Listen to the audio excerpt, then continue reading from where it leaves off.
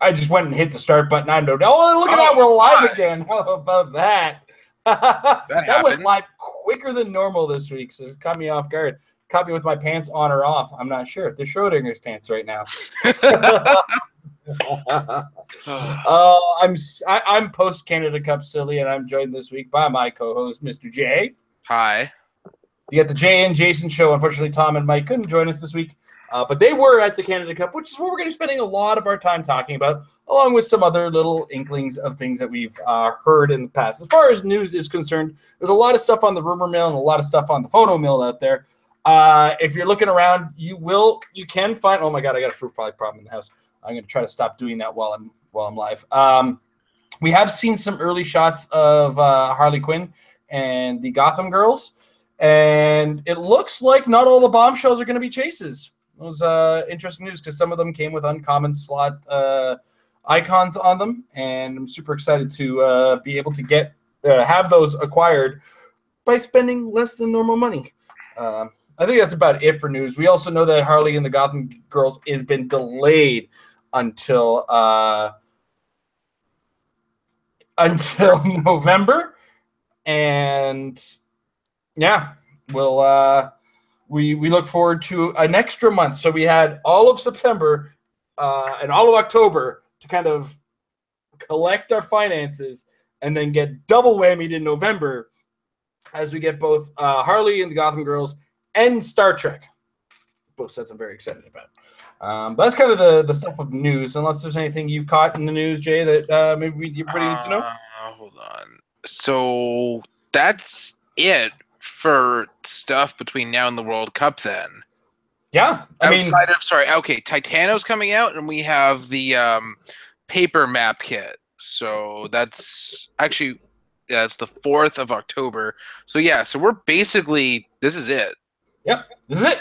What we have in the metagame right now represents what we're going to see at Rocktober now, because originally Harley and the Gotham Girls was due for October 4th, but apparently a whole lot of wind and rain flew through the middle of the Atlantic and delayed things. So who these things happen, and it's good to hear a lot of people are safe after all those wind storms and whatnot.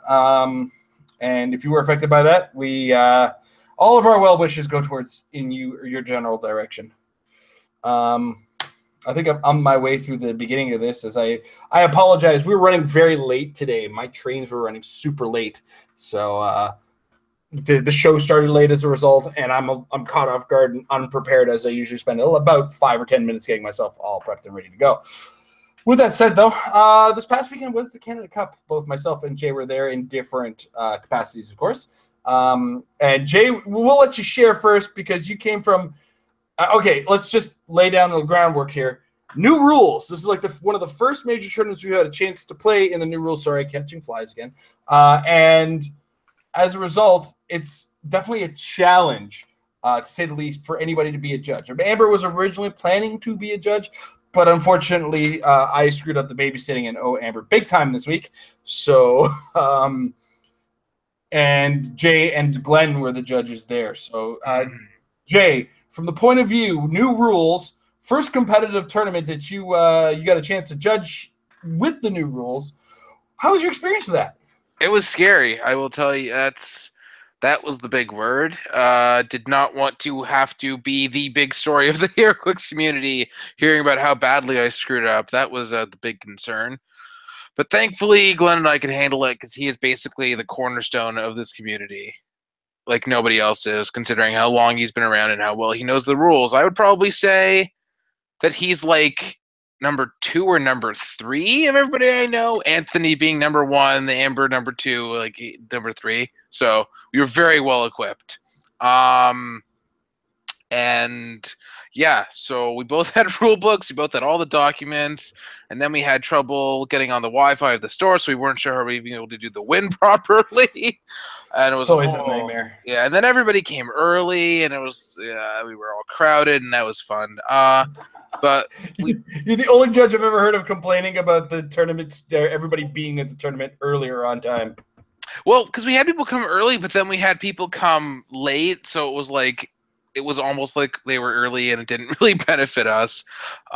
So we started more or less on time. I mean, as close to on time as these things go. We had 20 players, so no bye, which is a bit of a relief. All the usual locals, some people from more out of town areas. Like we had people, I can't remember. It was such a big day. The Barry-ish crew, I like to call them. Yeah, Glenn and I were there from like 10 to 10, so that was long day. Pretty varied field as far as teams go. We had like not. Do we have only what, one or two Jakeems the whole field? I think so. I know I played against one, at least the same one twice. I know. I can't think if I don't even remember seeing another one. Which is good news. Yeah, we had a lot of colossals. Like we had a Derek with 4 Ameridroids and the Hank Pym giant man. Trevor had 4 different kinds of colossals. We had the one guy, Steven, playing a Carnage at 110, actually, so 100 points for the Flurry +1.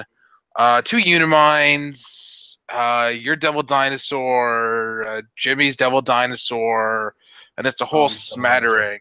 Oh, yeah, of course, Tom. Because Tom does not like playing with that Devil Dinosaur. My favorite team that I chose Fellowship for was actually Asgardian themed. We had, what was his name? One of your general area people. He was playing Title Thor. Wasn't he from? That's one of the Barry boys. Oh, I thought he was one of the Comic Warehouse players. No, he comes with Trevor and them. Oh, okay. So yeah, he was playing with Title Thor, Clone Loki, Jane Foster, probably some sort of filler. So that was my Fellowship vote. Yeah, good time. No real concerns, like no real arguments, because I made it very, very clear at the beginning. You do not argue with the judge. The tiers go judge at the event and then everything else. So I was very clear that there was going to be no arguing. Went pretty swimmingly, and we didn't really have any delays. Good varied field, great top 8, and I ended up posting that to 2 clicks. No complaints really. Although it was a good thing that we only had 2 judges there because we had 10 maps in the kit. So if we had Amber show up, it might have been an issue if you hadn't gotten your map. And I ended up getting this lovely donut shop map, which has not been out for that long, has it? I think that was just after the States. So yeah, pretty much. And then I heard that the that other big event actually got the new maze map. I was like, oh, I would like that one. Yeah, the regional got that. Yeah, I got to watch a lot of Tom playing. I got to watch some you playing. I got to watch Mike a little bit. It was a fun day to watch. So that's basically all I have to contribute. Awesome. All right. Well, I played in the tournament, of course. Got there at 10 o'clock myself. Got a chance to relax, make some trades that I had arranged over the past couple months. Sold some stuff that I had arranged in the past couple of months as well. Gotta love the patience of the people in the GTA, especially with me in the new job. I'm no longer traveling through Toronto, so I no longer get to make stops in there as frequently. So I'm very, very happy that people are patient enough to wait for me to finally show up at these big events. Before I go into detail on mine, I'm just going to read off quickly what Tom wanted me to say in regards to what we have here. He wanted to put out his apologies for being grouchy after he didn't make the top 8. He's really displeased with some of his own misplays, and obviously haven't been practicing or sleeping enough. Life, man, it's a chore sometimes. He did have a lot of fun, and Glenn and Jay deserve medals for a million rulings on the new rules without full backup in place yet. They were champs. Tom, unfortunately, just missed the cut on the top 8. If it's my understanding, I'm sure it was just within points when you get to the 3 and 2 realm with 20 people and 5 rounds of Swiss. Thanks, Rock. Yeah, the spread was ridiculous. Like, I think it was like there was, let's say, the top 3 and 2 was like 1,200, And then Jason Osorio, who was 8th seed, was like 999. It was a really, really close spread there. Mm-hmm. Yeah, so I did end up going 5-0 in the Swiss, and that's twice now, 2 years in a row at the Canada Cup. I've been able to do that, go undefeated in Swiss. So I kind of felt good about that to a certain degree, but I kept my focus based after that. But first round, I played against. I'm terrible now because it's always the fifth round, the first round that you forget, right? Sharif. It was Sharif, our friend locally. He was playing a Nick Fury on board, a Poison on board, and a 75-point Goblin King, along with an Ameridroid. So what I had to do, of course, on this team, get in his face with my Pogs, force him to go around me and put himself out of position, and force attacks on my Pogs or force damage on my Pogs to allow me to Colossal Retaliate as I needed. I forced him to make the attacks in the boxing ring, which was great. Because if I can get him in the boxing ring, I can actually feasibly hit with the Ameridroid, which is a good feeling, let me tell you. So I made an attack against his Nick Fury, took his Nick Fury out of the boxing ring. And now here's the beauty of the new timing and everything. Beginning of the turn, you do your effects for your round table. Sorry, my team, before we go any further, is very similar to my Quebec team. So it was on board Al Jordan, Devil Dinosaur, the Penguin, along with an Ameridroid and an Atom. Those 5 figures are backed up with a round table, Justice League Teleporter that happened to have a Spider-Man, Shield Level 7 ID, a Green Arrow ID, a Nightwing ID, changed from my Atom ID, a Green Lantern ID, and a Superman ID. Now, a couple changes. My Shield Level 7 used to have 3 choices with Peggy Carter, Hawkeye, and Hulk. It is now just Hawkeye and Hulk because Peggy Carter is now useless as an ID call-in, unfortunately. Her thing requires a trigger at the beginning of the turn, and ID call-ins no longer occur at the beginning of the turn. And it's an important distinction to make because it also doesn't react well with your Justice League Teleporter, as I covered, I believe, in a recent episode of Metafix, although it might not be the one that's out yet. And then my Superman, I added the uncommon Superman to a choice in case I decide that I need a little bit more oomph forward for teams that are a little bit more aggressive against me. Now, granted, I didn't make that decision particularly at the right times in a lot of cases, and I played very safe throughout the Swiss, and I probably should have played a little bit different in the elimination, but we'll get to that. So in the first round against Sharif, I was a lot closer than the scorecard allowed it because he had my Al Jordan on the last click with his team. Because at one point, I got off to a really good start. I killed his Nick Fury and, just pushed his Ameridroid right into the back. And then I just stopped hitting. I could not hit anything anymore. And that is not a good situation to be in, especially with Poison and Green Goblin. Once my dice started to cool back or heat back up again, I was able to take out his Poison and Green Goblin. And then he was left with the Ameridroid, who he took out my Ameridroid with, and I attacked with my Atom on it. But gosh, man, there were so many things that went wrong in so many different situations. If he hadn't made one shape change at the end when I called in my Hawkeye, I was going to be in a bad situation. So thank gosh he didn't. Let me tell you. And that was a very close fought match. And kudos to Sharif for taking me to the wall, as it were, because he was really literally in my starting area by the end of the game, and I was just not able to make anything connect for a while in that game. My second round was against Devin. Devin has been playing this team. It's really cool. The idea is it uses Zatara, and it uses the super rare Green Lantern from Elseworlds, the one that allows you to resurrect things.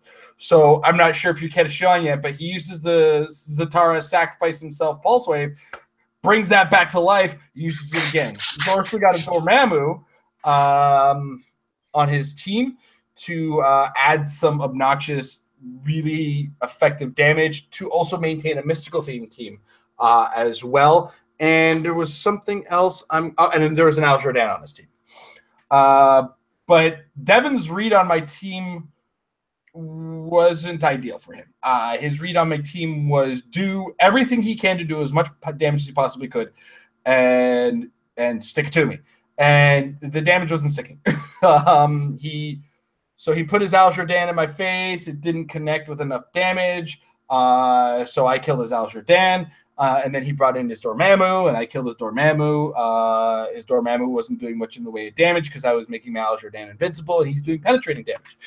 And another thing is, when I was killing all these things, what I would do is I would take one of my Pogs and just sit on that special token that gets created when I kill his things. So when I'm occupying that terrain, he can't bring the guy back to life with the Green Lantern. So I'm using my Pog number advantage and my ability to sidestep in other certain cases to just literally plug the holes that I make by killing his guys. And this is how I just you keep him in the situation that you want them to be in. And so eventually he got his Zatara out in my face, but it was really just Pog City where he was. I think out of the entire game, he managed to kill both of my Colossals, and with which he used a Serpent Spider-Man to do. I just remembered he killed my Atom with a Serpent Spider-Man, and I just couldn't. That was another figure that was like, is this going to be my game? I just couldn't get the Serpent Spider-Man dead. It was really, really annoying. Anyway, it was a great game played by Devin, and it's such an awesome team to see. In the third round, I was up against Heroclix Stan, as he's called. He's the best proprietor of singles in the greater Toronto-Hamilton area. He's got such a massive collection. He's always up for selling and trading. He's a great guy. And he was playing Mini Shredder, Claw Shredder, and Savante Ramiro with a Brimstone. Now, we said some mean things about Savante Ramiro in the past. I take him back. That guy is annoying. He's way harder to kill than he deserves to be, and it's just a pain in the butt to try to kill this figure. And like that was one of the big highlights of the game. The way the game went is I put two of my Pogs in the boxing ring to entice Stan to walk up to them with his Mini Shredder, as he did. And because he did this, he killed both those Pogs, but he has allowed me the Colossal Retaliation trigger by dealing damage to my characters. So I send my Amerodroid, once again, in the boxing ring, a decent chance to hit. Doesn't hit the Mini Shredder, unfortunately, but he does put the Mini Shredder in the wide open, in which I capitalize by attacking it with my Green Arrow for 5 damage. And then I follow up with a Pulse Waving Penguin in order to finish it off and not allow the resurrection, the Shredder resurrection on it. So the Pulse Wave knocks him out. I don't have to deal with a Shredder that resurrects. Wait, this is Mini? Mini. That one, I think you were confusing it with Clone, because Clone can be ignored, but all the chases otherwise can't be ignored on their revive. Really? Well, then I cheated. Mistakes happen. Yeah, I didn't know that. It can't be ignored?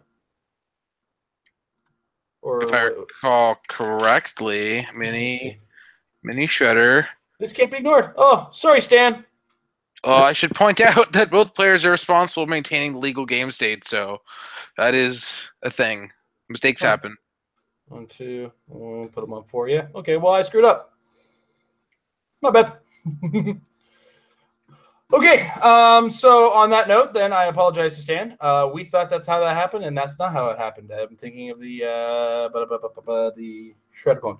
I think I still could have managed to keep the Mini Shredder down in hindsight, but I would have taken more actions. So that's now hypothetical. Didn't happen. I did end up having to kill his Claw Shredder the normal twice, and Savante Ramiro would not die. Oh my gosh! And not only would it not die, he would push his pterodactyls to try to blaze claws. Then he'd bring a new pterodactyl on the board. That pterodactyl would attack.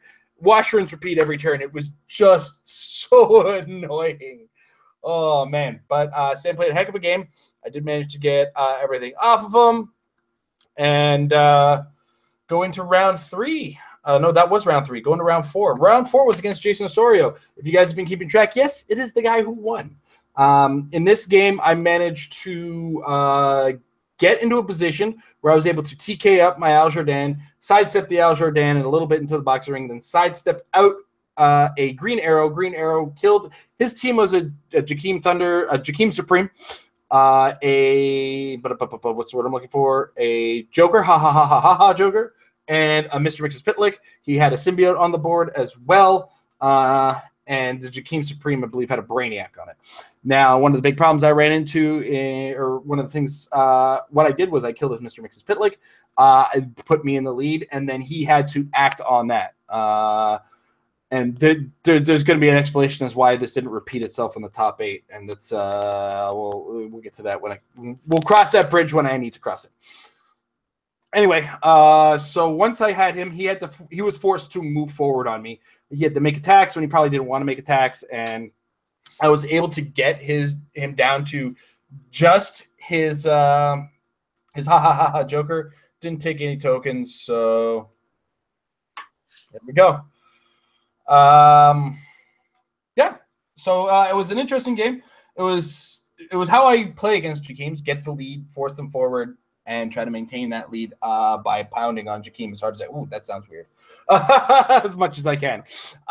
So we get into the 5th round. I play against Steven. Steven was the man, as Jay mentioned, had the Carnage. Not only did he have a Carnage on his team at 100 points, he had the 50-point Hulk from the Fast Forces armed with a Proteus. Now, this is the one that whenever he moves is allowed to quake as a free action after the fact.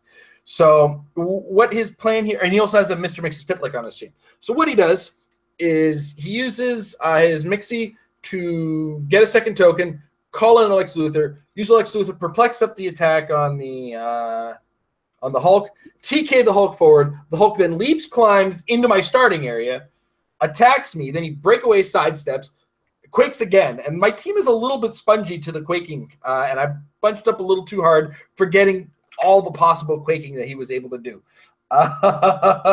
So after getting quaked twice, I'm down a Penguin, I'm down to Al Jordan and what's it called? Devil Dinosaur. And Jay has a look of terror on his face right now. You can't see it, but you should just see this look of disgust and terror on Jay's face right now. He's just like, with what that team does. And that was my luck. It's like, Inside, I was just like, what do I do? But I had the patience to deal with it.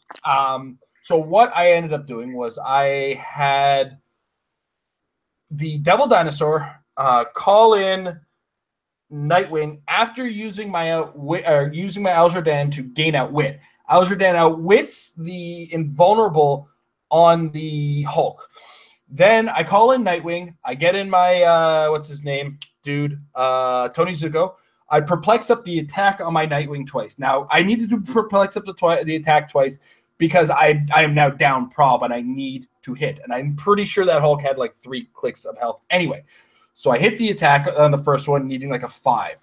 Boom, it's down. And then that guy turns into Proteus. And this is why I needed the flurrying from the Nightwing. This was not going to be I hit, this is done. I needed to hit the second time with the flurry on the Proteus, and it had to be a close combat attack. So I attack the Proteus. He probs. I attack again. I did manage to hit the Proteus with a close combat attack with Nightwing, which puts me in a good position. But I still have the terror of the Carnage coming at me. So the Carnage is now going to attack the Nightwing. The Nightwing has a 19 defense with his combat reflexes, so I'm in pretty safe territory. He doesn't manage to hit, but he does drop his token. His token attacks my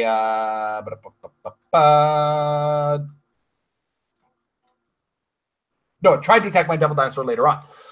He called in Green Arrow with his Carnage after he moved in. His Green Arrow attacks my Devil Dinosaur, takes me off of the first set of 3 clicks, so I'm now down to close combat Devil Dinosaur. It's starting to get a little precarious for me, as you can probably imagine. That said, I didn't panic. I had to react properly. So I'm in this situation. I've got Carnage facing me, and the Carnage has shape change, which is a nightmare situation already. He can roll a 5 or 6, and I won't even get to attack it, and it's massive. And when you're not able to deal with a threat that's literally that big and in your face, it's not a situation that puts you in a comfortable situation. Excuse me, not a comfortable situation in general. So I had to take advantage of the fact that my Devil Dinosaur has Battle Fury, will ignore the shape change from the Carnage. But I have to perplex up the attack because he does have combat reflexes. So I make the attack. I got to use Blade's Claws, unfortunately. But oh boy, was I lucky for a day. I rolled a 6 with my Blades. And I think Mixie had already spent a die trying to replace something else. So I also chosen Prob this turn in order to make sure I can get my attacks in, my licks in. But once I hit that 6, this was the time I had to capitalize immediately. And thanks to the new order of turns and the way they work, I used my Al Jordan to call in a green arrow, put a second token on my Al Jordan. Green arrow comes in. He only needs a 3 to hit. I go 5 into the damage, blast past that stop click that's on the last click, get the Carnage out of my face. So it's now just a Mixie staring me down the face, but he's not out of tricks yet because he does have a Hawkeye in the sidelines still. He gets up in my face with the Mr. Mix's Pitlick, but I do double base him with my Homicide Crabs. So if he is going to get the call in, he's going to be forced to have to break away with the Hawkeye, and it is a 4, 5, or 6 against my Homicide Crabs because Homicide Crabs aren't tiny. He doesn't make the breakaway roll, and then I call in my Hawkeye. I think Mixie had taken some damage at this point from some various pulse waving or whatnot. I do manage to get the kill on the Mixie to finish off that game. Honestly, if it wasn't for the 6 on the Blades, it's another story altogether. That was what did it, So you deal 11 damage straight to the Carnage, and he get blasted through that stop click. It's fair sailing from there. I tell you what.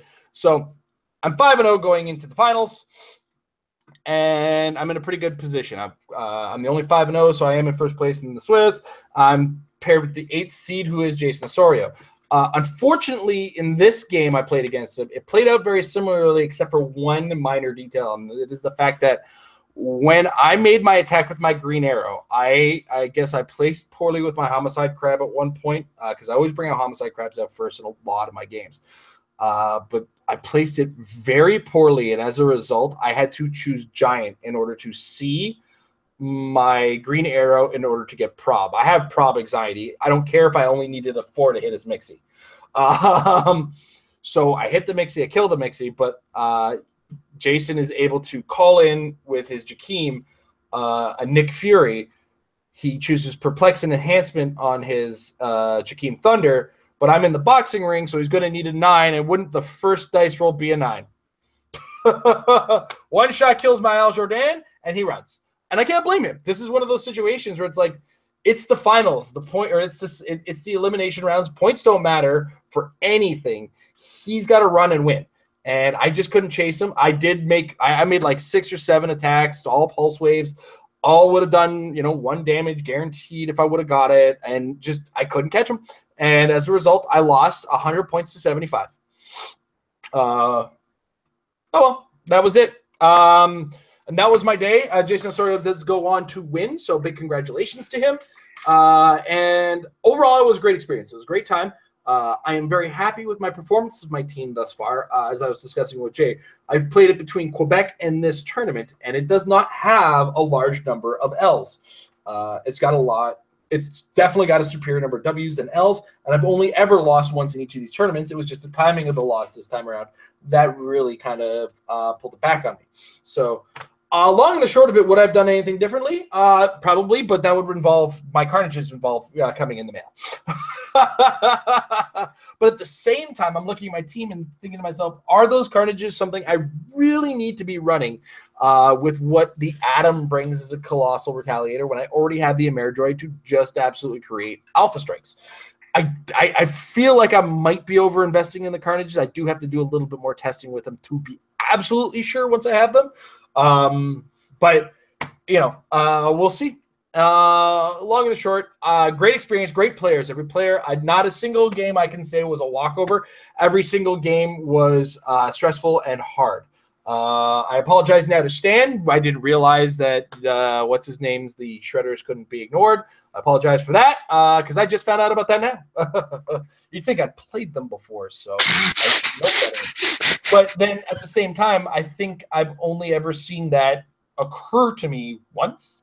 So every other game I've lost by a slight point deficit. It's what can you do, right? Yeah. Overall, it's a great experience. Jay, anything you want to add? I watched some of those games, and that game against Steven was, oh my god, levels of stressful for me to watch. Yeah, your numbers. Your outside face was my inside face, and my outside face was not my inside face. That's for sure. I was there right when you were calling a Nightwing, and oh my god. And you know what? Nightwing was a new addition. I regret nothing of the Nightwing edition now. Oh boy, do I ever not regret that. Woof. I do want to say big kudos to everybody else's shape change when I was going to attack with my Nightwings with really big attacks and damages. Oh boy, were my Nightwings going to get you guys, and you guys all rolled shape change. Oh boy, you guys are the greatest. Oh man. Oh, is shape change ever a power I'm just never gonna be sick of. Oh, but all in all, I want to thank 401 Games for running the event. It was a fantastic event to be a part of. And with that, we've also gotten some news from WizKids that the WKOs are starting to get lined up for the fall season. Now, one thing worth noting, and we've gotten a chance to really catch eye of it. I really hope this has a link by now. Here we go. There are significantly more WKOs this runaround. They start on November. I'm going to pull it up, actually. I'm going to get rid of my face for a minute. And yeah, we'll talk about good idea. Oh, I see what you did there. Ah. All right. So the fall 2017 WizKids opens November 4th is the first weekend of them, and they spread across of that. You can check your tournament resources on this here, and you can also check out all the prizing for it. You got Dice Masters and Heroclix. Dice Masters, if that's your thing. You can see on the map, Ontario itself. Oh boy, did it ever get crowded up in here, man. Ontario, as far as Thunder Bay. Holy smokes. Alberta's got 2 events, it looks like. British Columbia. There's at least one in Quebec. I don't think – yeah, there's one over here in Quebec. There's lots of events. Now, these events aren't all consistently one type. As one of the questions in the Discord just came up, what are these, sealed or constructed? That depends on the venue. It is entirely in the venue's hand this time around. They get to decide whether it is a sealed or constructed event. And they do have your roughly, if it's sealed, it's this. If it's constructed, it's this kind of thing. All right, so let's talk about what you get if you happen to place in one of these Heroclix Regional Championships. First, the winner of the event earns a 2017-2018 Heroclix National Championships qualification. If the winner of the event already earned a qualification in the country in which the event is being held, the qualification passes down to the highest ranked player who does not already have a qualification from an event held in the same country. So it looks like they're sticking to what it worked last year. You're allowed 1 qualification per country. You can have multiple qualifications, and each of these qualifications works for a national championship. Done. All right? None of this confusion that I had last year where they said it's for that one. As you can see, the entry fee is based on whether it's sealed or constructed. It's 300 point sealed or 300 point modern age constructed, depending on what your venue is running. There are multiple Swiss rounds followed by a single elimination top cut. Prize structure is and we're going to go from the bottom because it is cumulative. If you're in the top 8, so if you're in 5th through 8th, you get a Heroclix Forge prize figure. If you're in 4th through if you're in 4th or 3rd, you get a Black King prize figure along with a Forge. If you're in 2nd place, you get a Bishop, a Black King, and a Forge. And if you're the winner, you get a Shadow Cat, Age of Apocalypse, Shadow Cat, Bishop, Black King, and Forge figures. Everybody gets a Marvel Heroclix Colossus ID card, which is probably going to follow the new format, which I can't wait to get a good look at. So it looks like the pricing has gone down in numbers this time around, but that probably means the venues get a significantly lower price, which is why we get to see this many marks on the map now. And especially when you go north of the border, like PEI's got an event. Prince Edward Island. It's like the size of Toronto. is a province.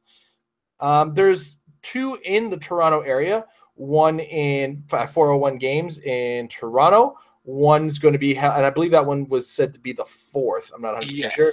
Comic Book Addiction is running one, and I talked to them. They said they're going to be running one on the 25th. Jackson Queen, the guys out, the guys I call the Barry guys, out in Elmvale, Ontario, is running an event. We have, what is this? Ottawa's got 3 of them. The Comic Book Shop Clyde. I got to zoom in real hard on this now. Comic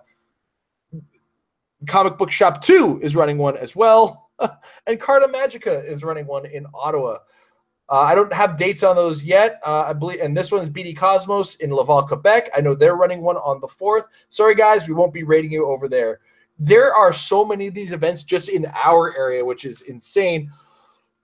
And then, of course, in the States, I'm not sure about country or states and distances and everything like that, but it looks like a lot of the standard states where you get a lot of action have at least 1 or 2 of them going down. So all in all, prize pool has gone down. Still got the national qualifier. The number of these events has gone up. I know I'm like, if there's a chance for me personally, me and Amber, if we so chose, within a reasonable driving distance that we could hit 4 on November 4th at 401 Games.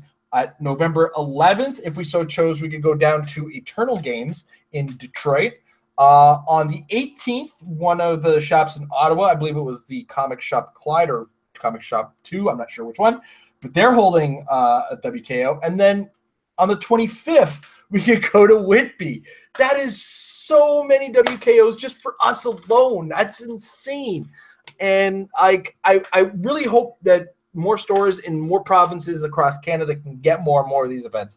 But that said, with the fact that only these events are getting these top 8 figures, specifically the top 4, and then when you get even the first place figure, what do you think the secondary market is going to look like on these, Jay? Like, I'm predicting some ridiculous prices, especially on that Shadowcat. Yikes.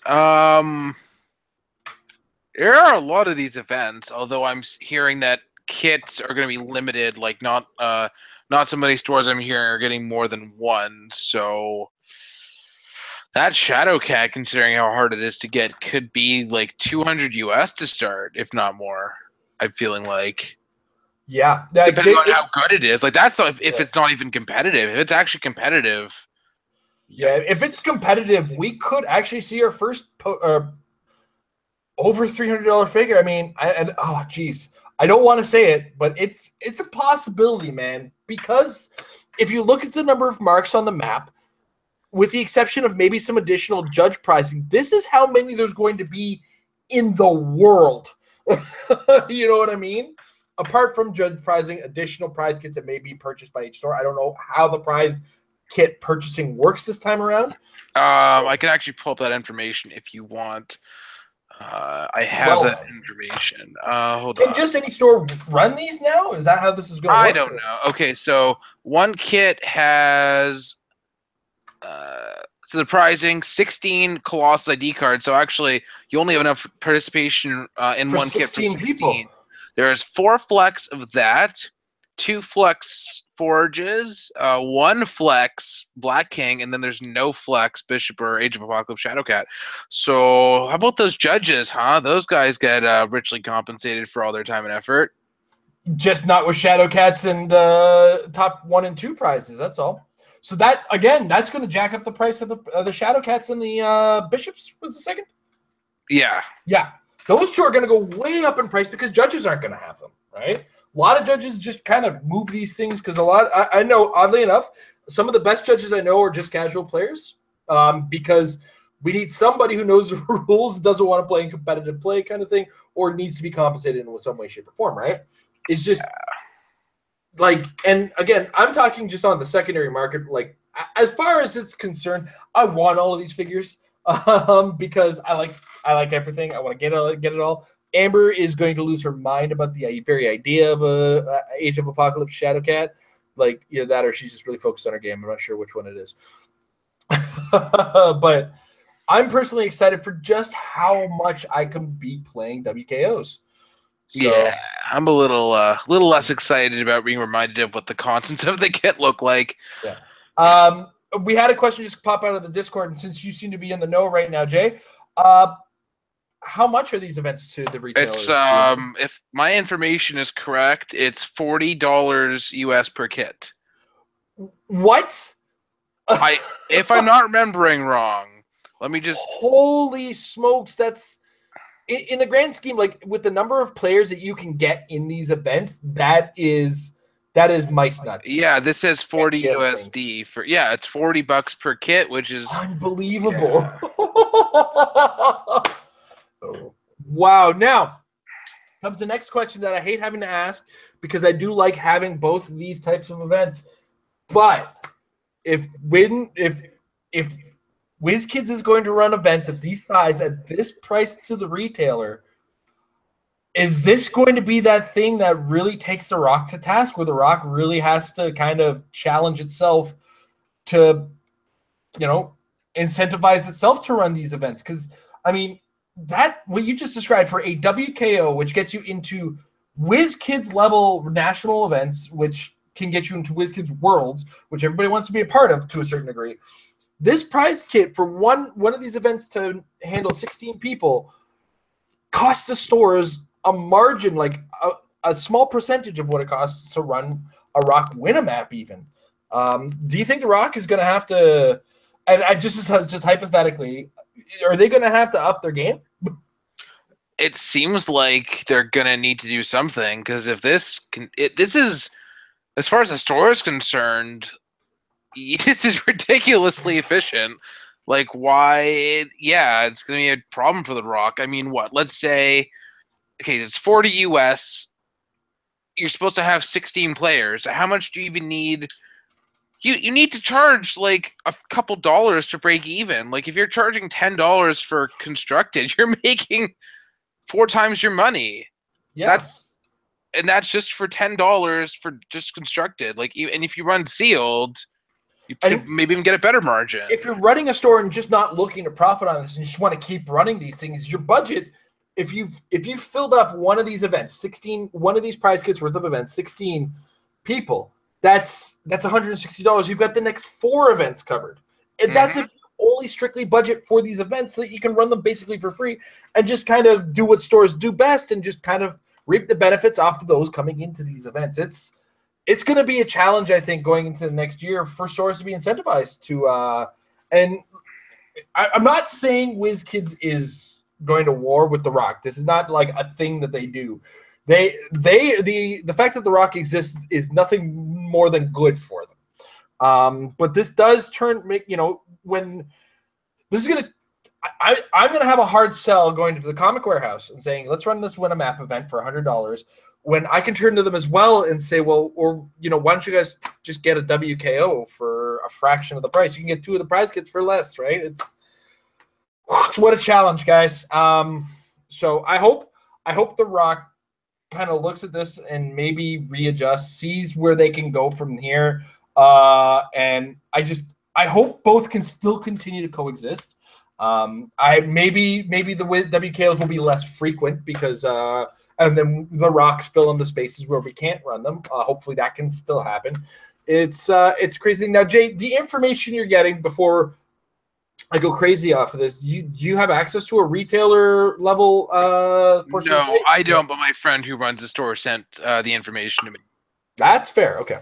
So a friend of a friend of a friend. So I may be a little off base, but this is I mean, the gauntlet's been thrown down, and it's incentive has to be made, and changes might have to be made. And again, I personally want both events to coexist. I need my 2 reasons to travel south of the border and own my passport. I love the Rock World Cup, and I love the Heroclix World Championships. So, let's hope things can continue to be awesome for Heroclix, and we can continue to have more and more tournaments across the board. Wait, last year, what month was it when we went to Ottawa for that first round of opens of the kind of the year, basically? That was also November, I believe. October or November. Mm-hmm. Okay. Amber, when did I go to Ottawa last for the WKO? When I got really drunk. Was that November? Okay, so yeah, we're Okay. I was just trying to determine if it actually was becoming more infrequent. no. It's Okay. it seems to be a seasonal thing. Oh, So okay. um, and the story of me being drunk for the WK, I don't know if you guys remember. We had a friend over. We were having drinks all night. And then when I decided it was time for me to get ready to go to bed and get some sleep before my friends come in, oh, wait 15 minutes. Whew, guess I'm not sobering up. Okay. I had to immediately make sure all my stuff was packed in at the door. And Tom, by the time I got it all set up, Tom had texted me. He's like, I'm here. Oh, boy. Not doing that again. But I don't have to do that again because it's just down the road this time. So yeah, Glenn and I are running 401. Mike initially put down that it was going to be constructed, but we were discussing the pros and cons, so we're not sure yet. But our feeling was that we want WizKids to think 401 is good, so we want as much attendance as possible because that would be a good place to run nationals. So I wholeheartedly agree. yeah, and I figure that sealed gets more butts in seats because, you know, a lot of people just like to play. They want prizes, but don't care about competitive constructed. So I figure sealed might be best as far as raw numbers. But then again, depending on how many kits we get, we can only support so many players. So who knows? I think either 401 Games or Comic Book Addiction are fully capable of running nationals this year. And I hope we can get the numbers to both stores' events in order to tell WizKids that story. Because that's an important story that needs to get told. These events should happen here. I personally believe that Carta Magica can run Dice Masters Nationals perfectly and completely separately and be quite successful with that. But I think the numbers here for Heroclix would be a little bit more agreeable if yeah, we had 50, 60 the first year that Comic Book Addiction ran an open when it was sealed, 50 for constructed. So they've definitely proven themselves. Yeah. And let's see how we can do with 401 right in the downtown core. Mm-hmm. All right. On that, anything else you want to get into before we move on to questions? I guess just want to specify that I would like judges to be covered. There's been a little bit of a discussion recently on HC Realms about this whole thing about judges not being able to get the biggest prizes, and it's like, yeah, some people seem to be against it for some reason, and if you don't give judges a fair compensation or fair incentive, you're not going to have judges. It's a lot of work. I was there 12 hours for the Canada Cup. It's a lot of work. Just make sure judges are compensated appropriately is a general rule. But yeah. Well, I agree that judges should get a certain amount of things. In the case of what we're seeing for these WKOs, I think the third to fourth place prizing is great. That way the top two prizing does have a little bit more glamour to them, as it were. And that's not to take away from the work that the judges are doing. I just, the worth on the top two, like the top two have to have that extra little bit of meaning, in my opinion. And I'm not trying to take away from judges. I think judges do a great job, and I think they deserve, like you said, some compensation. But I do believe third and fourth and top eight, or fifth through eighth, do get decent enough prizing that's that falls under well compensated judging. Yeah, I think the difference between this event, because this is kind of a newer event, because usually if you're playing, let's say, a high-level WizKids event, your top two is going to be like factory sets, Chase and Prime sets. We haven't really had actually unique figures, so it's kind of new territory. Yeah, I'm gonna say this is another testing ground that they're doing. So it's here or there, and I'm stumbling across myself because I don't know how to put what I want to say is this is going to be another test ground to increase the number of the events and thus increase attendance at the national level. So we'll see how things go, and we'll see what those top two figures do look like. So all right. God, I hope But they're not competitive. dude, if they're competitive, man, oh, jeez. I remember somebody buying Ion back in the day, and that was wow. Was his name Jason Collins? Oh yeah, and Ryan. Holy crap, Yeah. that was I don't want to talk about it. I don't want to talk about how the only entity I pulled was the super rare one. oh. Ugh. Ugh. Ugh. All right. Let's talk about questions. Questions coming in from our fans. We also have our Patreon Discord, which has kind of been zooming in on us throughout the episode. Those guys are part of our Patreon program, patreon.com/marriedwithclicks. You can get access to all levels, all kinds of different levels of incentives on the Patreon program. And I want to mention this right now because our first question comes from Drew Warren. He wants to know, how awesome is the Patreon Discord? Is it worth the money? So far, it's been a lot of fun. The guys that are in there are really talkative, really talking game. And, you know, we have all kinds of people chit-chatting about their teams in the strategy section. We've kind of sectioned it off for where you can have your conversations and where we kind of want to keep the focus in different chat groups. Occasionally, I'll do voice chats with everybody on there. It's a lot of fun. It's been great, and it's been worth the investment of my time. Just kind of chit-chatting with our patrons. It's just a great way to have a direct communication with the people who open our wallets to us. So, and Jay, you've been on there occasionally. What do you think of the Patreon I Discord? was looking at it literally just now. It's to get in there for $1 a month, $12 a year. I think it's pretty much worth it. In addition to other benefits that you get, I don't see any reason why to not be on there. People can get access to you directly and whatnot. Me, Amber, Jay. I'll try to get the other guys on here eventually. You'd swear a guy who worked on, you know, internet sites would know how to use a Discord. And then Tom, I'm pretty sure, still uses a rotary phone, so I'm not 100% sure. Yeah, it's fun when you're in the hotel room. Like, he has the old-fashioned shaving kit. He doesn't have anything more nuanced than his car, which I think is 50 years old. And yeah. He listens to Frank Sinatra music in the weirdest way. He resurrects Frank Sinatra every week.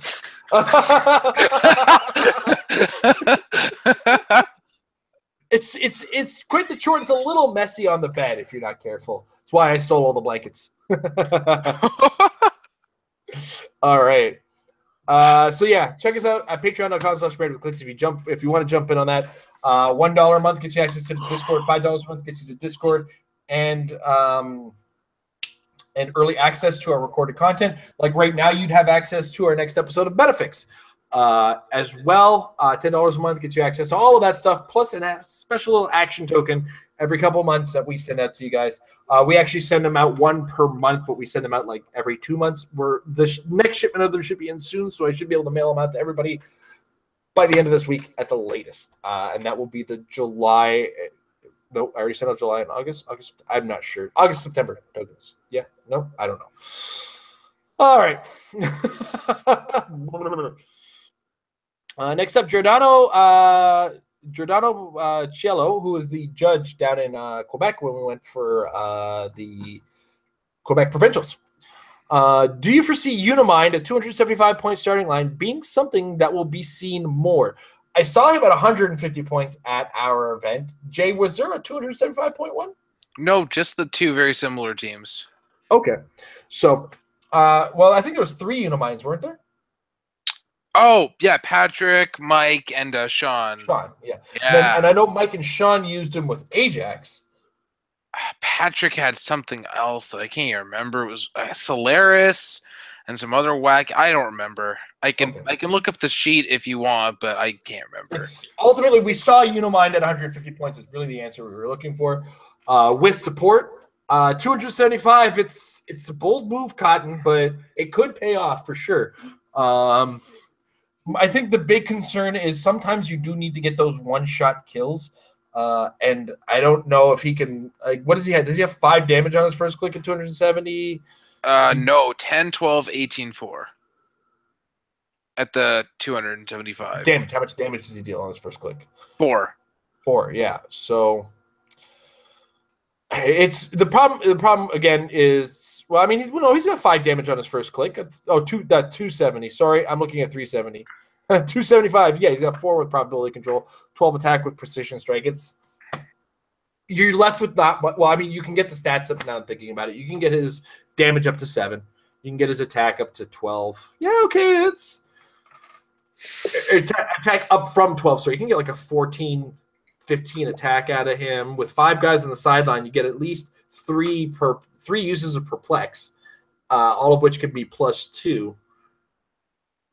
Yeah, okay. I feel like somebody's going to do it. I don't, and all the power to them for doing it. Jay, you look like you want to jump in anything. I don't know. I don't feel like you're getting enough for the points. And you're losing.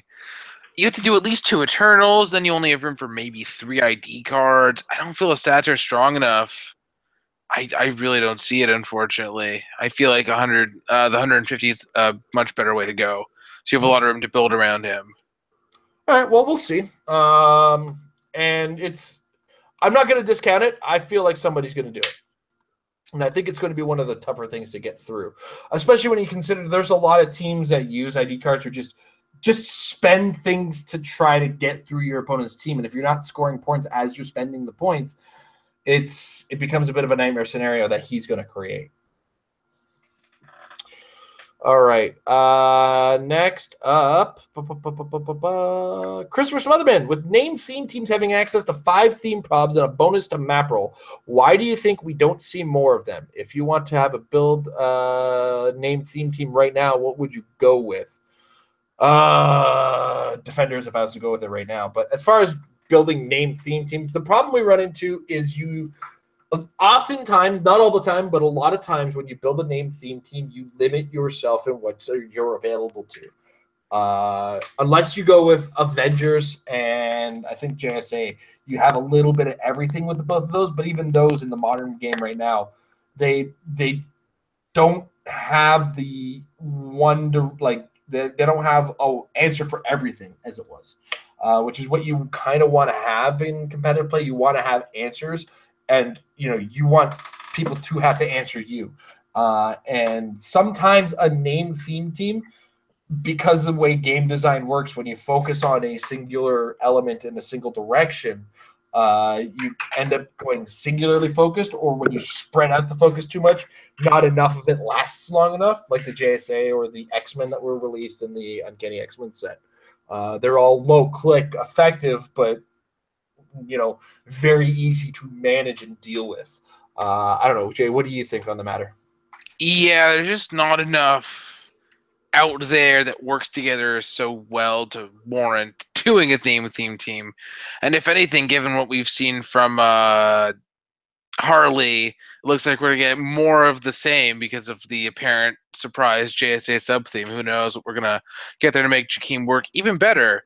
In addition to the improved targeting blocking change, making the Green Lantern even better. So, yeah. As far as right now, I kind of want to play around with Asgardian because there's just so many new toys. Like Scourge Prime is just screaming for something to be done with him. And just so many options because this is a really tightly focused set. And if you actually look up Asgardian, it's most of the set. So I'll say Asgardian right now. Okay, that's cool. Yeah, I haven't thought enough about Thor to actually go, hey, you know what's a really good team? Asgardian. Thor is an Asgardian. A lot of his friends are Asgardian. They actually focus a set on him, so it's a little weird that I didn't think of that immediately. But that said, the next question comes from the man with the stamp. Put a rubber stamp on it. It's an official episode, guys. Chris Stockhouse has a question. We have a couple episodes very recently that come into question because he did not have questions for us. He goes, what are the lab's thoughts on 400-point limited for Rock Cup? Will a team like what Easton ran in Michigan still work? Jakeem D20 Strange with 3 Joker's Wild Green Lanterns. Will we see mostly Jakeems and Unimites? Will special terrain make a difference for limited play? Any and all ideas are valid. This is basically all I will be thinking about until October, unless I somehow acquire all the rock points. However, I do think I am ready to fight my way through the semis. Cheers, mates. All of these are really good points. I do think for sure special terrain is going to make a mark, as we already have 3 pieces of special terrain. Between the Deadpool Merc Jet, the Invisible Jet, and the Boxing Ring. The boxing ring forces close combat. If you want your team to be focused on close combat, it forces your opponent forward a little bit more. It gives you a bit of a hiding spot away from range combat attacks as they find themselves harder pressed to hit you at those ranged attacks, or even giant reaching into it. You know what I mean? So as well, the invisible jet placed correctly can really protect you with some extra hindering bonuses should you need them. And maybe some healing if your opponent's just shooting over it. Who knows how it ends up. I think all three are going to have a place, but as far as Jakeems and Unimind, I mean, it's kind of academic. Yeah, expect them. Expect them for sure, especially symbiotes out there. I expect symbiotes and weapons to be prevalent in the limited metagame, that's for sure. Jay, anything you want to add? I do think that the special terrains are going to be extremely relevant because between 2 out of 3 of them counting as blocking for movement, the weapons existing, therefore increasing the chances of seeing Mr. Nobody, we're just going to see Overdrive just disappear because it's just too risky. So you're going to have to find an alternate taxi plan. You don't really do things as well as him. Like Ratatouille's good, but not quite as good as far as raw speed numbers go. Yeah, I don't know. Yeah, the Joker's Wild Green Lanterns are going to be even better without ID cards to have to worry about. Not that the one option was even super awesome. And then because Overdrive takes a hit, Doc Ock takes a hit, so we're not going to see as much as Wit. So Jakeem's going to be better.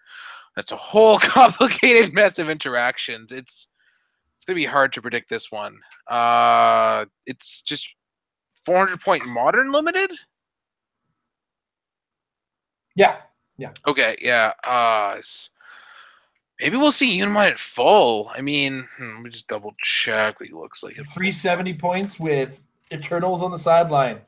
Oh, I just puked in my mouth. Yeah, good luck chewing. Well, how many Eternals?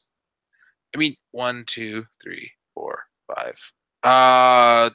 You could play Unimind at full, a full suite of Eternals, and then a special terrain. And then, he's fierce to have to deal with there. And you would need to get all of those clicks gone. Oh, God. Yeah, you would have... And prior to that even if you've managed to do that, then you've got to kill all the guys that he throws on the board.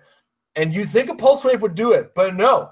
They have a stop click, all of them at the end, or a lot of them have stop clicks, don't they? No, but I think I think Icarus does at least. No, none of them do. They all have basically the same regen toughness special. Why did I think they all had stop regen? Okay, my bad. It's just Unimind? Yeah. So hold on. So you're gonna have 3 uses of Heroclix. So you could have a 15 attack, 12 range, 7 damage, stealth busting without wit and psychic blast. Yeah, that's a toughie. Mm-hmm. 400-point Unimind, ladies and gentlemen. Watch for it. Yeah. I feel like the boxing ring might not see as much use as we would think because there's some relevant characters now that ignore the modifiers. Like we've already seen Joker, Lex at even lower points do some work. You could play, I don't know, KCs or whatever. So it's going to be an interesting format, that's for sure. I have no idea what to be expecting for that one. Mm-hmm. It's going to be funky. All right. Thank you for that, Chris, by the way. Next up, I forgot to, this has been longer. I apologize. I'm out of order now. Sam Powell, I love the diversity of teams between Canada Cup and our event in Owensboro. What are your thoughts on what we'll see at the Rock Cup? So as far as now, I think we talked at great length about what we expect to see in Limited here, or unless there's more you want to add in the meantime. The actual Modern Age, we haven't seen everything. We're still in the safety zone right now. It's still the first tournament, so some people are still playing their safe teams. What I think will occur more, and why I think we'll see more varied play, is because of the fact that the way the turn order works now, it looks like you kind of can work around the way the turn order used to work. You're no longer limited by the fact that your ID card was at the beginning of the turn. You may not bother spending a turn using that ID card because it doesn't matter that is strong, you might not have been able to set up the situation that you needed for it to come out, and it's no longer wasted in that sense. So, long story short, I think we're going to see more varied play than we've seen, as we'll see as far as varied teams. But I do think, and I have been seeing it, a lot of home brewing, ideas, all kinds of science and stuff is going on in labs that aren't ours, and everybody's meta lab is bubbling. So keep your eyes open, be ready for a lot. And guys, I mean, for as many people hate ID cards, guess what? They let you build a team and then give you the answers to the things that are problematic to your team. So think about that when it comes to the full-blown modern, or just limited is just it's so out there, man. I can't even get started on that. Jay, your thoughts on the whole thing? Oh my god, it almost feels like we have a competitive scene right now where it's you have the high level stuff, but all that's happened is that we've gotten more tools for them. Like, you can now play Jakeem Supreme Intelligence, but then just throw on whatever object you want now. You aren't necessarily stuck with Eclipso, so maybe you just throw on a Torso instead, and then you have an extra 15 points to play with. Like, there's just so much out there because of all the pickup power, and now the team basically restrictions are just much less of a thing between how ID cards work now and the objects plus resources and just all the wacky stuff you can do to be prepared to deal with any situation. So I do feel like the pick a power characters are going to be still the big thing. It's just a matter of what you build around them in order to get advantages over other people with it. But then again, and we have to consider now that one of the bigger tools to deal with that is gone because Peggy doesn't really work as an ID card anymore, like you said. So there's going to be a lot more thought as to what you play with your Jakeem, Unimind, or even Al Jordan. Oh boy, it's going to be fun. Yep. All right. Next up, Facebook, just put him in chronological order, man. I don't care what. Stephen Clark Jr., when you're playing Tyrannus, when he generates pogs, where do you put them? Do they go next to him, or can you place them anywhere on the map? There's a rule, I think, I'm not sure if it's a comprehensive or in the rule book now, regarding generating bystanders or generating things, and the rule is, unless otherwise stated, adjacent. Right, Jay? Yeah, I think. Otherwise, yeah, if that wasn't the case, he would have been errated, which he hasn't been. So, yeah, it's pretty much assumed. Cool. All right, next up, Michael Fedor, and I got to pull out HC Realms for this. You may need it too. I'm not sure, Jay, so just warning you now. Starter. Yeah. Absolutely, no question, starter. Okay. Yeah. So the question, before I was so rude, our fan was so rudely interrupted, Jay. Michael Fedor, the alpha patron, respect Jay. Hey guys and gals, which is better, the Mighty Thor Iron Man, which is the better Mighty Thor Iron Man, the one from the starter or the one from the main set? And as Jay said, I think we're unanimously in agreement that the one in the main set is unadulterated garbage. Yeah, he's just not good. All right. Next up, Dan Durrett. Did Mangog's hype fizzle out? Is he worth taking on a team? Depends on the team. One of the wonders of the Colossal Retaliations is they come in all shapes and sizes and point values too, for that matter, that it's always worth looking at how it's going to function on your team. I know Mike Payne, our regular in-house ginger, he ran a Mangog, and I don't know if it worked out for him as well as he had hoped. He didn't do so well in the tournament, though, but he's been a little rusty of late. But I've seen Mangogs on the table. They were not absent in our tournament, that's for sure, but there were some more ballsy teams using Mangog, to say the least. So just kind of keep that in mind when you're looking into what you're going to use, how you're going to use him, or what you plan to do with it. Honestly, I think Mangog on that team that was in my face on turn 2, oh, gosh. I wouldn't have been able to deal with that. Not a chance. Dealing with a Mangog in my face on that team would not have gone well. So, those are some things like, yeah, if you've got a way to get in your opponent's face, regardless of where they are, Mangog it up, man. Just do it.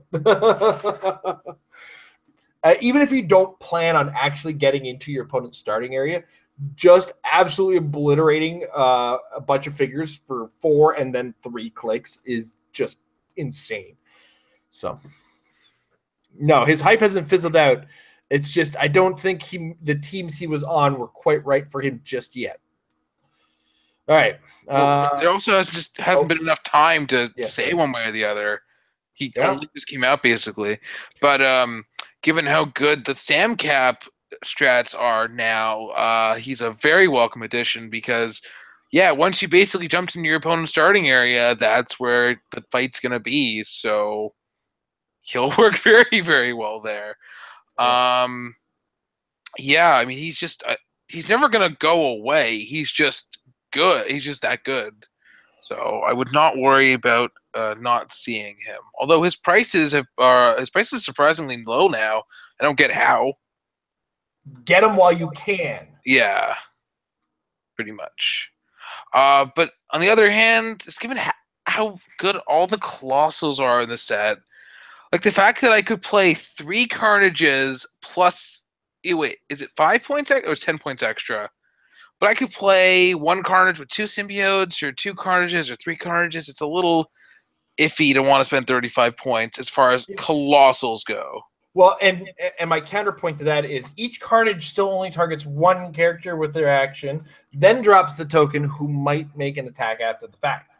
Whereas Mangog will attack everybody near the target, every opposing character near the initial target for 4 damage, and then a second attack for 3 damage, again, targeting everybody within 2 of that character. So first one attacks everybody within 3, then the next one attacks everybody within 2. The spread on that is insane, and it forces your opponent to spread out. So, I don't know.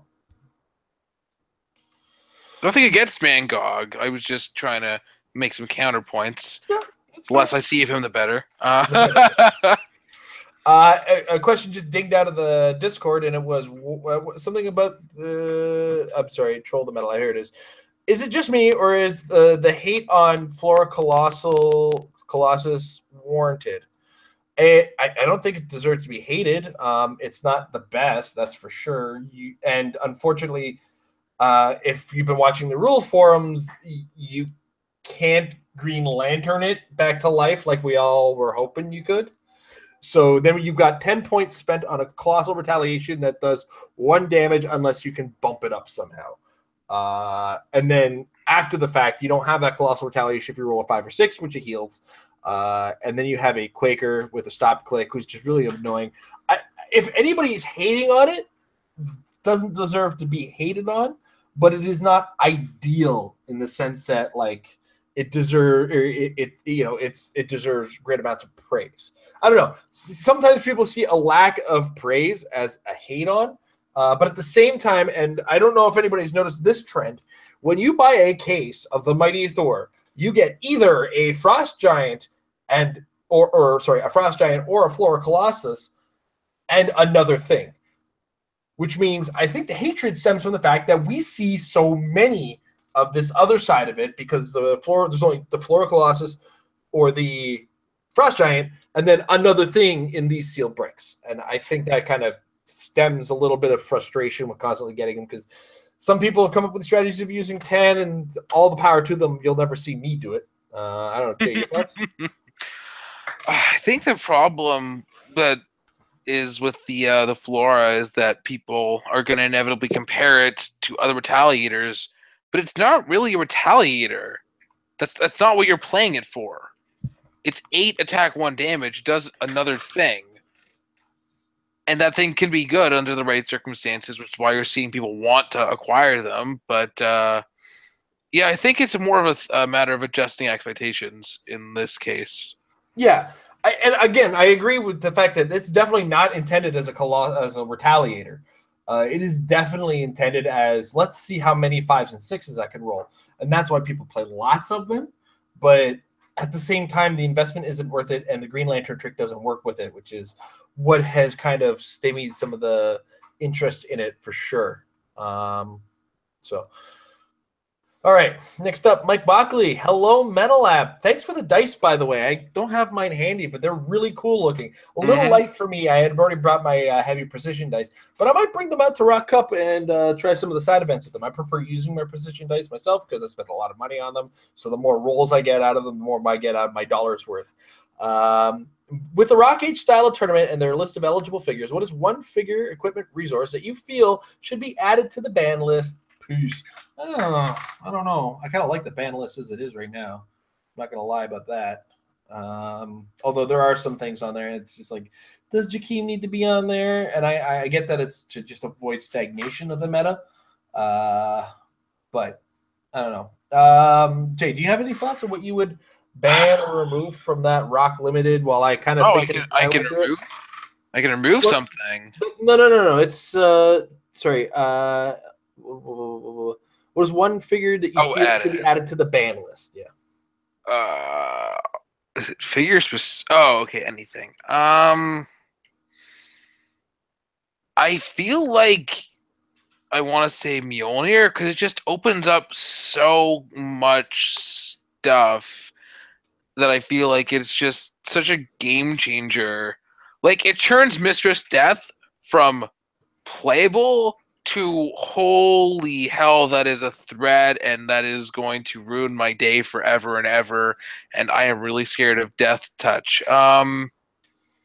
If I had to give an answer right now, I don't really think there is necessarily anything that I would put on there. But I guess if I had to say, yeah, Mjolnir. I'm going to say something very unpopular about formats like this. They're supposed to be broken. And it's supposed to be a disgusting conglomeration of past and present that shouldn't exist together and just molds into all this crap that just turns into big bombs.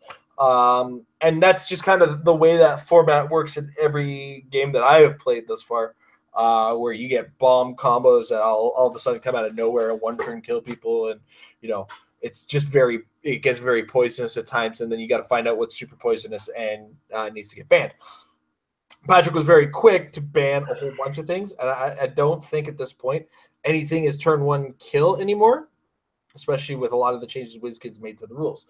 But then we lost the damage depletion modifier recently. So I'm thinking to myself, does Ghost Rider have the potential to return? Who knows, right? It was really fun just talking about Mini Shredder with the book because it turns every time you damage. Yep. That is the most unintended interaction of all time. Yep.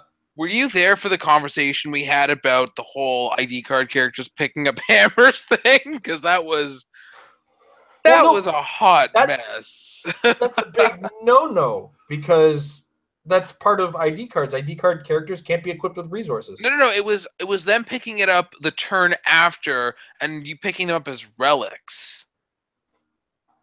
I think there's still resource attachments, even though my point is that these formats are hot messes. Yeah, they're definitely hot messes. You're combining game elements from 2012 and 2015. There's no. You have to curate because otherwise you're just going to get the stupidest, completely unintended interactions. But you can't over-curate because then it's just more stagnation. Right. That's the weird thing. It's like when you curate something that's stagnant, will it re-stagnate? And that comes into the question. I don't think I didn't read all the top 8, but it wasn't a lot of the same, right? No. So if there's enough differentials between all the teams in the top 8, it's really not worth at the point going back into the pool to ban anything just yet, unless come the next round of this type of event, this Mistress Death combo just out of nowhere continues to annihilate, especially with the addition of Mjolnir into the pool. Because Mjolnir wasn't even a part of his team. Mm-hmm. Could you imagine, though, giving her charge plus 2 attack? So that's a 14. You have Empower on Mini. You're never missing. You're hitting from like a 15 swing. Like, oh my god. Yeah. And if you think for a second you're just going to stay away from my team, I got a brother Voodoo that's saying otherwise. Yeah. I do think the ban list is pretty good as is, though. Brother Voodoo wasn't on the ban list, was he? No, he's not. Okay. I don't think. I think Jakeem was the only prime on there. All right, then. But yeah, it was a good list. Like basically Super Skrull, Jakeem, get rid of those annoying characters that just define formats. Mm-hmm. He threw out Justin just because he also just takes things to like 20. Justin takes robots to a level that some robots just shouldn't end up being at. It was like Mole Man if Mole Man was 3 times as good and cheaper and didn't require die. It was crazy. And then he got rid of the stupid Yu-Gi-Oh piece that caused just the most Exodia. Stupid. No, wait, was it Exodia? Oh, Morphing Jar. Yeah. Do you remember having to talk about that thing on this show when I remember looking at a team like Morphing Jar. What's the Morphing Jar? Black Talon. Oh, Morphing Jar triggers on an attack. Good game. Yeah, it's a good list right now. I don't think anything needs to be added or taken out, but we'll see. I think Morphing Jar was definitely a poison creator, that's for sure, because I don't think that in conjunction with Magneto should have ever existed. Way to go, you guys. Goddamn Jersey Nuke guys, and right? Magneto, unbelievable. All right. McConnell Lamar snuck one in on one of my updates as far as me screwing up times because of the train. What ID card do you want most from the X-Men set? What do you want the inspiration to be, and which figure would you call in with it? I want a Beast. That's for sure. I was going to say exactly that because... And his inspiration is Outwit. That's a little much. Doesn't matter because apparently Outwit became the biggest power that nobody has anymore. Yeah, so that makes me wonder. UXM is not even close to the bubble, but we're getting this set now with ID cards. Do you think that there's a chance we'll see UXM survive just because of the timing of all this and the new X-Men set? UXM will, or maybe it gets the extra month treatment. Like I don't know. I don't think I don't think anything gets the extra month anymore. No? No, because that extra month was to account for the change in date. Yeah, that's true. Yeah, okay, so Spider-Man is the bubble line, and I think Civil War is the maybe set. X-Men is definitely gone, which is why they're making a new But X-Men it's so weird that we're losing it just as we're getting these new ID cards. It's just... I think they'll last long enough for us to complain about them. Oh, you mean better suited Jean Grey isn't good for the game? All right, so since I made your Beast, I'm going to go again and say Sunfire. And right there, by putting Sunfire as an ID card, I just fixed the game. Yeah, remember when we thought Green Lantern was going to be a thing, and then it was rules said otherwise? Oh, God, like they had the chance. They had a chance. I'm looking forward to getting the ID cards that cover the Avengers that already should have had them because they're Avengers. Yeah. I want a Captain Britain one. I want Scarlet Witch one, Quicksilver, Wolverine because he was an Avenger a lot. Maybe even Deadpool because he's kind of both an Avenger and an X-Man. So, yeah. Just fill in those Avengers holes, please, because apparently we couldn't get those at the time. All right. Well, with that said, we move now to the chat. If you guys are watching live, put question in capital letters ahead of things so that I can see them. Otaku Man number 25 had a question on rules, and Pedro Roca answered it immediately. So, Otaku Man, I hope you understand that. And this is in regards to the Hulk trait, the Hulk Rage trait, folks. Does follow the rule of 3. All right, so Pedro Roca has 2 questions. The first one is question 1: is anyone dusting off their Nighthawks? I've been letting mine collect dust forever, so I don't know. I have played him in one competitive tournament ever, and that was the tournament that Chris Stockhouse got mad at me for rolling terrible dice. So, how dare you? Way to go, Nighthawk Prime! You made Chris. It's funny that you said Nighthawk Prime because I was just thinking about him because I put together my list of what I want to get from you when retirement hits, and he's one of them just because he's a U.S. president piece. Sure. Yeah. He's definitely on the early sell list, I think, because I don't use him very frequently unless Amber wants me to hold on to him. But I doubt she will. Yeah. Yeah, him or maybe work with him. I don't know because I feel like Jakeem might be taking a slight hit in frequency, and Peggy isn't even good anymore as a call-in. Like, what other primes are we using these days? Taking those two out of the potential equation. None. I mean, well, I have to look at the prime list again. I guess Red Leader is just that good, right? Red Leader is pretty good. Let's not kid ourselves. Red Leader is really good. He's a good prime choice. And this is just TMT. The Mighty Thor that we're talking about here. Red Leader is a really good standout. Scourge, you said, is hard to kill. Odin Destroyer saw play. Yeah, he did see play. Dreadpool. I mean, Sean still wants to play him more, so we'll see him somewhere Canadian. Yeah. I mean, although shifting focus characters took a little bit of a hit with that equipment rule, shifting focus Deadpool is still good. Yeah. Nothing in Spider-Man. Nothing in Avengers Defenders War.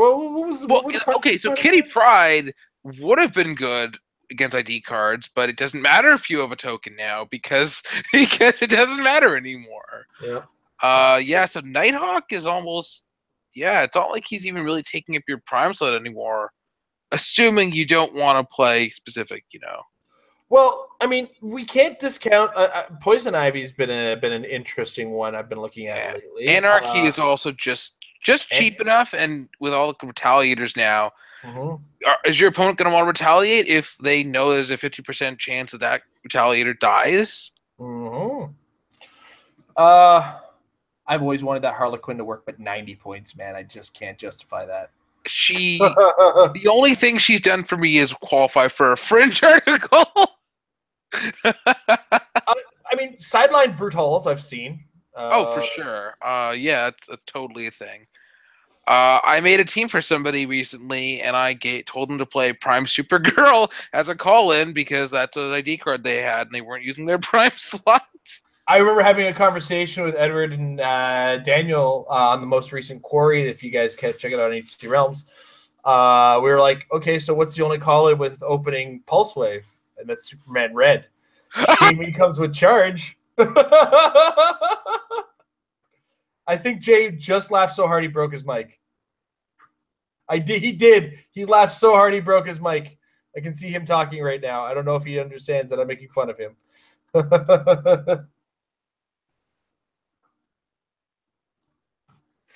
All right. But yeah. Oh, I think I heard you again there, Jay. I think you're working again. Nope, maybe not. Okay, I think you could unplug now. There it is. He's back. All right. And then Pedro had a second question in the chat. Diego and I were looking for a third player for the team event in Atlanta. Anyone missing two dedicated crazy Brazilians to play with? I can't commit to anything yet until I understand what my schedule looks like as far as commentating goes for the Rock World Cup. I have committed myself to doing as much commentary as I can, and I have acquired the points I need to qualify for the finals. So I'm basically commentating as much as I possibly can. If any tournaments are going on in the evening hours after most things are done, I may be participating in those, but I'm not going to commit to. I can't commit to the team world or anything like that until I know if we're going to be doing commentary on that or video or Twitch streaming that for now. Jay, what is your team situation looking like? I think Mike and Tom are coming down this year, right? Tom, I'm staying with Tom in a hotel, but I'm committed to Kevin and I presume Tom yet again, so I'm a spoken for man. He's a two-man boy, that guy.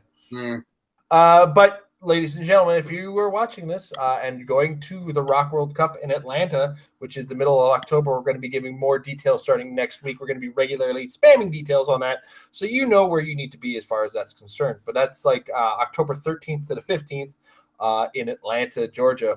If you're going to be down there and you need to, if you're going solo or you're going as a fourth in a group of 4 and you need to be a third on somebody's team, Pedro and Diego have both won Brazilian national championships in some way, shape, or form. One of them for the Rock and one of them via WizKids. So they're not bad players, guys. That's for sure. All right. With that and everything being said and done, Jay, is there anything you want to say before we thank our sponsors? I think I'm good. Okay, awesome. That said, I want to thank our sponsors over at hcrealms.com. The guys that run the Rock. They're the best website in the game when it comes to Heroclix right now. Forums for your discussions. They got your front page where all their kinds of news things happen. You'll get results from such things as the Rock World Cup or U.S. Cup. Brazilian National Cup. Hey, look, Pedro right there. Rock Brazilian National Cup winner. You'll get updates on that. It's also where the forums is where the conversation is happening. The units section where you're tracking your collection, building your teams like mine that I originally wanted to play, but then the mailman wouldn't bring me my carnages, so I couldn't play it. Keep track of the sets, find your figures, build your teams. It's a very, very useful tool. Check out the Rock section. Find out when your local Rock events are. Find out when your past Rock events were. Check out the Quarry, where you'll see myself and Daniel Powell from Clixed talk with Edward Sheldon of the Quarry about the results of the states and provincial tournaments. Also, while you're there, click on the shop button. And when you're purchasing some of this really cool stuff, including the 2016 Rock Map Pack, some of these neato t-shirts that they have, et cetera, put in the coupon code MARRIED for 10% off your purchase. We get a little bit of kickback if you use that coupon code. As well, we're brought to you in part by MajesticCCG.com, home of the Apex Insiders. Check it out at MajesticCCG.com/Apex-Insiders. This place has all kinds of great minds of the games. This most psycho of HeroClix players, including one Mr. Easton Brock, one Mr. PJ Bolin, one Mr. Paris Gordon. All of these guys have a lot of credentials behind them. So keep your eyes open on the craziness that comes out of these guys.